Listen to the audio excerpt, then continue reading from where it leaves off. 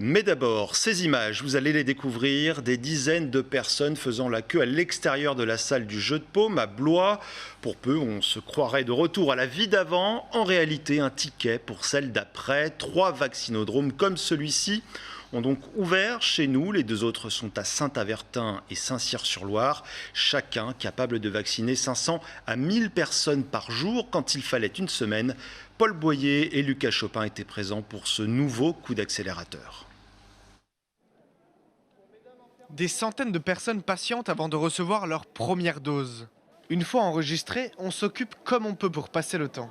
Au rythme d'une vaccination par minute, le nouveau vaccinodrome de Blois compte bien passer la vitesse supérieure, avec un objectif de 200 vaccinations par jour.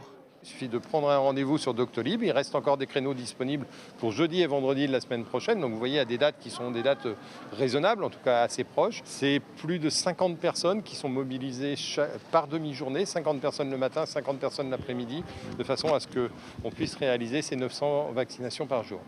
À notre tour, nous avons essayé de réserver un créneau sur Doctolib. Manque de chance, plus aucune place disponible. Le site précise néanmoins que des créneaux seront mis en ligne dans les prochains jours. Pour être éligible à la vaccination, il faut avoir plus de 70 ans ou avoir entre 50 et 70 ans avec comorbidité.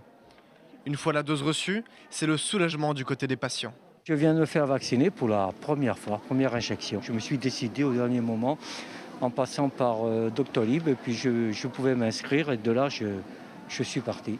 Je pense que c'est citoyen comme acte, quoi. Il faut le faire parce qu'il n'y a pas d'autre solution pour l'instant. En Indre-et-Loire, c'est 2 nouveaux vaccinodromes qui voient le jour. L'un à Saint-Avertin, l'autre à Saint-Cyr-sur-Loire. 2 sites spécialement choisis pour faciliter l'accès aux patients. Ici, on a une grande salle avec un grand parking, des voies de communication et un passage de bus. Alors forcément, quand on arrive à relier tout ça, ça fait un site tout à fait intéressant pour pouvoir monter ce type d'opération. Aujourd'hui, presque un demi-million d'injections ont été réalisées en Centre-Val de Loire. Malgré cela, les taux d'incidence demeurent toujours très élevés. Il est de 365 pour 100 000 habitants en Indre-et-Loire. Le Loir-et-Cher n'est pas très loin, avec 48 patients en réanimation en Indre-et-Loire et 18 patients en Loir-et-Cher.